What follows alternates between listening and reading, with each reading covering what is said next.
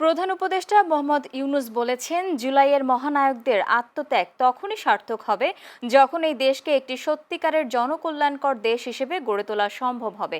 জুলাই গণঅভ্যুত্থান দিবসে এক ভিডিও বার্তায় তিনি বলেন, জুলাই শহীদদের আত্মত্যাগ অন্তর্বর্তী সরকার বৃথা যেতে দেবে না। তাদের আত্মত্যাগই হবে আগামীর বাংলাদেশের পথ চলা। ছাত্র জনতার অভ্যুত্থানে ২০২৪ সালে ৫ আগস্ট শেখ হাসিনা সরকারের টানা ১.৫ দশকের শাসনের ইতি ঘটে। দেশ ছেড়ে ভারতে চলে যান ক্ষমতাচ্যুত প্রধানমন্ত্রী।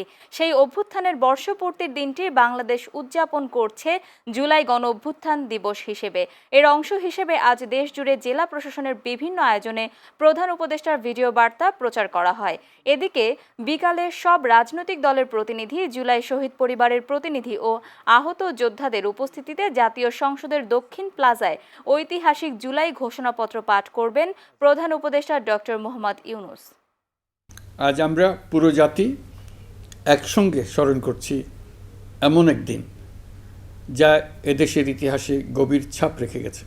৫ই আগস্ট শুধু একটি বিশেষ দিবস নয়, এটি একটি প্রতিজ্ঞা, গণজাগরণের উপাখ্যান এবং ফ্যাসিবাদী শাসন থেকে জাতির পুনর্জন্মের দিন। আজ আমি গভীর শ্রদ্ধার সঙ্গে স্মরণ করছি ১৯৭১ সালের স্বাধীনতা যুদ্ধের সকল বীর মুক্তিযোদ্ধাদের, যাদের আত্মত্যাগে আমরা পেয়েছি স্বাধীন সার্বভৌম বাংলাদেশ।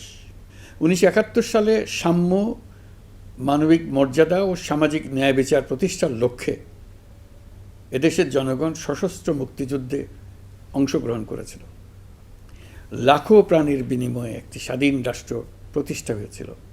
কিন্তু স্বাধীনতার অর্ধ শতাব্দী পরেও এদেশের মানুষ সুবিচার ও গণতন্ত্র থেকে বঞ্চিত হয়েছে, বৈষম্যের শিকার হয়েছে। ২০২৪ সালের উত্তাল জুলাই ছিল বাংলাদেশের ইতিহাসে এক সংকটময় অধ্যায়, ১৬ বছরের পুঞ্জীভূত ক্ষোভের বহিঃপ্রকাশ।